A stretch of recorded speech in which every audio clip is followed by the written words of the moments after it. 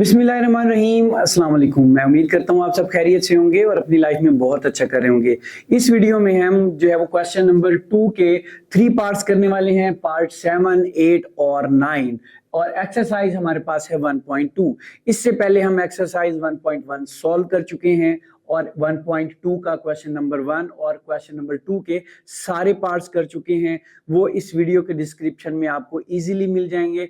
आप वीडियो के डिस्क्रिप्शन में जाके क्वेश्चन नंबर देखें और आगे उसका लिंक होगा, वहां से उस सॉल्यूशन को आप देख सकते हैं। प्लस आप इन वीडियोस को प्लेलिस्ट के थ्रू देखें।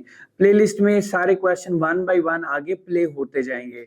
तो हम आज का क्वेश्चन स्टार्ट करते हैं। हमने क्या करना है कि इस रकम को जो है वो हमने सिंप्लीफाई करना है, इस क्वेश्चन को। तो जब सिंप्लीफाई करना होता है तो सबसे पहले क्या करते हैं, फैक्टराइजेशन, फैक्टर्स बनाते हैं। तो यहाँ पे देखें 64 है, तो 64 के हम क्या बनाएंगे, फैक्टर्स बनाएंगे। तो 64 को ऐसे लिखें और इसके हम फैक्टर्स बनाना शुरू कर देते हैं। 2 पे चला जाएगा, 2 3 आर 6, 2 2 आर 4, फिर 2 पे चला जाएगा, 2 1 आर 2, 2 6 आर 12, 2 पे चला जाएगा 8 आ जाएगा, 2 पे चला जाएगा 4 आ जाएगा, 2 पे चला जाएगा 2 आ जाएगा, और ये 2 2 से इस तरह से हो जाएगा।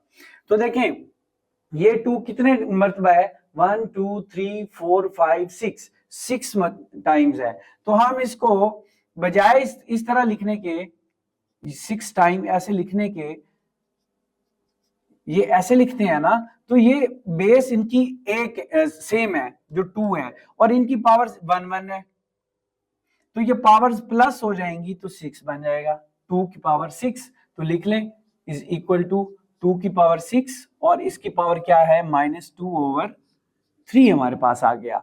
सेम इसी तरह आगे डिवाइड है, डिवाइड लगा दें। 9 की फैक्टराइजेशन कर दें, तो हम 9 की फैक्टराइजेशन यहाँ पे कर देते हैं। 9 3 3 आर 9, फिर 3 पे चला जाएगा, और ये ऐसे। तो जैसे ये हमने किया था सेम उसी तरह 1 और 2, 3 की पावर क्या आ जाएगी, 2 आ जाएगी हमारे पास, और होल की पावर -3/2 आ जाएगी। ये अब हमारे पास आ गया। अब देखें नेक्स्ट स्टेप में क्या हो रहा है कि ये अंदर वाली पावर बाहर वाली पावर से मल्टीप्लाई हो रही है। 6 -2/3 से 2 -3/2 से मल्टीप्लाई हो रहा है, तो मल्टीप्लाई कर दें। यहां पे हम इसको ऐसे करके मल्टीप्लाई करवा देते हैं, डिवाइडेड बाय 3 की पावर 2 मल्टीप्लाई -3/2। तो यहाँ पे इसको सॉल्व कर लें। ये 3 से ये 6 कट गया, ठीक है, तो ये 2 आ गया। 2 अब 2 से मल्टीप्लाई हो रहा है, तो 2 की पावर -4 आ जाएगी। -2 और +2 मल्टीप्लाई होगा तो -4 आ जाएगा। डिवाइडेड बाय ये 2 से 2 कट गया, अकेला बचा -3। तो ये आ गया हमारे पास कुछ इस तरह से। अब देखें ये जो पावर्स हैं ये माइनस में हैं, तो इनको प्लस करने के लिए हम क्या करते हैं, हम इनको चेंज कर देते हैं। देखें इसके बटा में एक है ना, इसके बटा में एक है, इसके बटा में भी एक होता है, लेकिन लिखते नहीं है। जब हम इनको उल्ट करते हैं तो पावर प्लस हो जाती है। तो ये देखें 1/2 और 2 की पावर क्या है, 4 है, डिवाइडेड बाय 1/3 और 3 की पावर क्या है, सिर्फ 3 हो जाएगी, माइनस खत्म हो जाएगा। ये इस तरह हो गया हमारे पास। अब देखें, अब 2 की पावर 4 का क्या मतलब है कि 2 हमारे पास 4 टाइम्स मल्टीप्लाई हो रहा है, इस तरह से 2 2 4 4 2 8 8 2 16। तो ये आ गया हमारे पास 1/16 या 16, डिवाइडेड बाय 3 की पावर 3 का मतलब ये है कि 3 टाइम्स मल्टीप्लाई हो रहा है। 3 3 आर 9, 9 3 आर 27, तो ये 1/27 बन गया। अब देखें हम डिवाइड तो कर नहीं सकते ऐसे फ्रैक्शंस को, तो हम मल्टीप्लाई जरूर करते हैं। लेकिन जब हम मल्टीप्लाई करते हैं, ये देखें 1/16 है, तो डिवाइड को क्या किया, मल्टीप्लाई में चेंज कर दिया। अब इसके चेंज करने से क्या होगा, ये वाली जो रकम है ना ये चेंज हो जाएगी। 1/27 है तो ये 27/1 हो जाएगी, ये भी चेंज हो जाएगी ना, 27/1, कि जो डिवाइड हो रही थी पहले, जो डिवाइड हो रही थी अब वो मल्टीप्लाई हो रही है, और पहले जो मल्टीप्लाई हो रही थी अब वो डिवाइड हो रही है, इस तरह से। अब सिंपल हो गया, 27 1 से मल्टीप्लाई हुआ तो 27 बन गया, 16 1 से मल्टीप्लाई हुआ तो 16 हो गया। तो अब देखें ये कहीं पे कटते हैं, डेफिनेटली ये आगे सॉल्व नहीं होते, तो ये सिंप्लीफाई यही हो गए, तो ये हमारा 27/16 हमारा आंसर है। तो इस तरह जो पार्ट 7 है वो हमारा सॉल्व हो जाता है। अब हम पार्ट 8 सॉल्व करेंगे। नेक्स्ट हमारे पास पार्ट 8 है, हमने इसको सिंप्लीफाई करना है।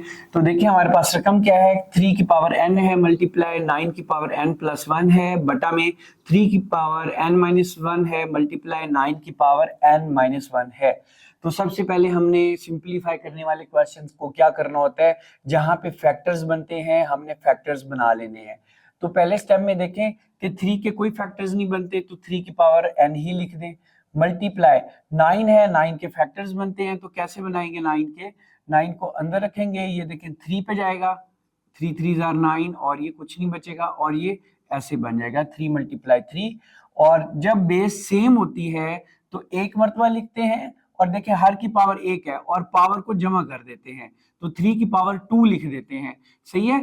तो इसको हम 3 की पावर 2 लिख देते हैं और इसकी पावर क्या है, n+1 है हमारे पास, और बटा में देखें 3 की पावर n-1 है, मल्टीप्लाई 9 के फैक्टर्स बनाने हैं तो सेम 9 के फैक्टर्स बनेंगे, 3 की पावर 2 बन जाएगी, तो यहाँ पे लिख लें 3 की पावर 2 और इसकी पावर n-1 है, ठीक है। अब अगले स्टेप में क्या करना है कि ये देखें अंदर वाली पावर बाहर वाली पावर से मल्टीप्लाई हो रही है, तो अगले स्टेप में हमने यही करना है कि पावर को मल्टीप्लाई कर लेना है। तो इस जगह पे 3 की पावर n है वैसे ही रहने दें, मल्टीप्लाई 3 की पावर, अब ये देखें 2n से मल्टीप्लाई हुआ तो 2n बन गया, प्लस 2 1 से मल्टीप्लाई हुआ तो 2 बन गया, बटा में ये 3n-1 है तो इसको रहने दें, मल्टीप्लाई ये मल्टीप्लाई हो रही है तो मल्टीप्लाई कर दें, 3 ये 2n से हुआ तो 2n बन गया, ये माइनस आ गया, 2 1 से मल्टीप्लाई हुआ तो 2 बन गया। यहां तक इजी है, क्लियर हो गया कि फैक्टराइज कर दिया और पावर्स को मल्टीप्लाई कर दिया। अगले स्टेप में देखें, यहाँ पे ये रूल आपको समझ आ गया कि जब बेस सेम होती है तो जो पावर्स होती है ना वो प्लस हो जाती हैं। तो यहाँ पे देखें 3 जो है वो बेस सेम है तो पावर्स प्लस हो जाएंगी, बट में भी देखें जब बेस सेम होती है, ये देखें मल्टीप्लाई हो रही हैं, और जब बेसेस सेम हो और मल्टीप्लाई हो रही हो तो पावर्स प्लस होती हैं। तो बेस 3 है, सेम है, मल्टीप्लाई हो रही है तो पावर्स प्लस होंगी, नीचे भी बेस सेम है, मल्टीप्लाई हो रही है तो पावर्स प्लस हो जाएंगी, तो हमने ऐसे ही प्लस कर लेना है। 3 की पावर n है, बेस कॉमन ले ली, इसकी पावर n है, प्लस 2n प्लस 2, ये ऊपर वाली सॉल्व कर ली, नीचे वाली देखें 3 की पावर n-1 है, प्लस 2n -2, तो इस तरह से हमने ये लिख ली। अब हम क्या करेंगे, अब हम इनको जो है वो प्लस कर लेंगे, n + 2n 3n बन गया, प्लस 2 है हमारे पास, ऐसे ही लिख लें, बटा में 3 की पावर देखें 2n + n, ये प्लस का n है तो प्लस के 3n बन गए, -1 और -2 माइनस के 3 बन गए हमारे पास। ये इस तरह से हमने कर लिया। अब देखें जो नीचे वाली पावर्स है ना, जो अब देखें बेस सेम है, ये 3 सेम है ऊपर भी नीचे भी, जब इस तरह हो बेस सेम हो तो जो नीचे वाली पावर्स हैं ऊपर जाके माइनस हो जाती हैं, जो प्लस है वो माइनस, जो माइनस है वो प्लस हो जाती हैं। तो देखें ऊपर हमारे पास कुछ ऐसे है, 3 की पावर 3n प्लस 2 है, नीचे वाली ऊपर जाके उल्ट हो जाएंगी, ये 3n है तो ये -3n हो जाएगा, ये माइनस का 3 है तो ये प्लस का 3 हो जाएगा, ऐसे। ये सिर्फ प्लस नहीं करनी, ये ऊपर जाके उल्ट हो जाएंगी, नीचे प्लस हो रही है, प्लस की है, ऊपर जाके माइनस की होगी, 3 नीचे माइनस का है, ऊपर जाके प्लस का हो गया। अब देखें 3n प्लस का है, -3n से कट गया, बाकी +2 है, +3 है, तो 3 की पावर हमारे पास 5 आ जाएगी। तो 3 की पावर 5 का मतलब ये है कि 3 5 टाइम्स मल्टीप्लाई हो रहा है, ये ऐसे, ठीक है। 3 से मल्टीप्लाई हुआ तो 9 आ गया, ये 3 से मल्टीप्लाई हुआ 9 आ गया, और 9 से मल्टीप्लाई हुआ तो 81 आ गया, और 81 को 3 से मल्टीप्लाई करें, 3 3 आर 3 और 8 3 आर 24, तो ये जो है वो 243 ये सिंप्लीफाई होके हमारा आंसर आ गया। तो इस तरह पार्ट 8 हमारा सॉल्व हो जाता है। इस क्वेश्चन का 2 का पार्ट 9 जो लास्ट पार्ट है वो अब हम सॉल्व करेंगे। क्वेश्चन नंबर 2 का हमारे पास पार्ट 9 है जो कि इस क्वेश्चन का लास्ट पार्ट है। हमने क्या करना है, इसको सिंप्लीफाई करना है। सिंप्लीफाई करने के लिए सबसे ज्यादा इंपॉर्टेंट क्या होता है, कहीं पे फैक्टर्स बनते हैं तो फैक्टर्स बना लें, और कहीं पे अगर पावर्स सेम करने का कनेक्शन हो तो आपने पावर्स सेम करनी होती हैं। तो यहाँ पे देखें, यहाँ पे 5 की पावर n है, यहाँ पे भी 5 की पावर n है, और यहाँ पे भी 5 की पावर n है। तो हमने बेसिकली क्या करना है कि हमने इनको इक्वल करना है कि 5 की पावर n को 5 की पावर 3 से अलग कर दें, और यहाँ पे भी 5 की पावर n को 5 की पावर 1 से अलग कर दें, ताकि ये ऊपर नीचे इक्वल आ जाए और फिर हम कॉमन ले सकें।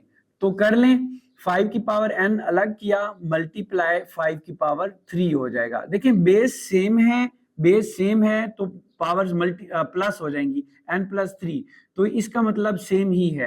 तो इस साइड पे -6 मल्टीप्लाई 5 की पावर n मल्टीप्लाई 5 की पावर 1। अब इसका मतलब ये है बेस सेम है, एक मरतबा लिख के ये जो पावर्स हैं प्लस हो जाएंगी, n+1, मतलब इसका सेम ही है। अब नीचे देखें, 9 मल्टीप्लाई 5 की पावर n -4 मल्टीप्लाई 5 की power n same as it is आ गया।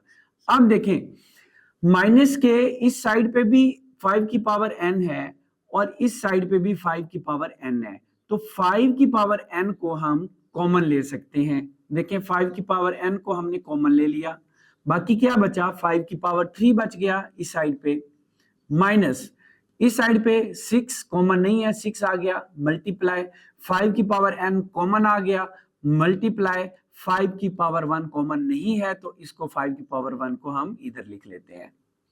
बटा में माइनस के इस साइड पे भी 5 की पावर n है, इस साइड पे भी 5 की पावर n है, तो हम क्या करेंगे, 5 की पावर n को हम कॉमन ले लेंगे। इस साइड पे क्या बचा, 5 की n कॉमन चला गया, यहाँ पे 9 बचा हमारे पास, माइनस ये 4 जो है वो इस साइड पे आ गया और ये हमने कॉमन ले लिया था, ये इस तरह से आ गया। अब अगले स्टेप में देखें, पहले हमने इनको नहीं काटा था, यहाँ पे नहीं काट सकते थे क्योंकि ये इसको भी, इस रकम को भी डिवाइड कर रहा है, माइनस के उस साइड पे भी डिवाइड कर रहा है।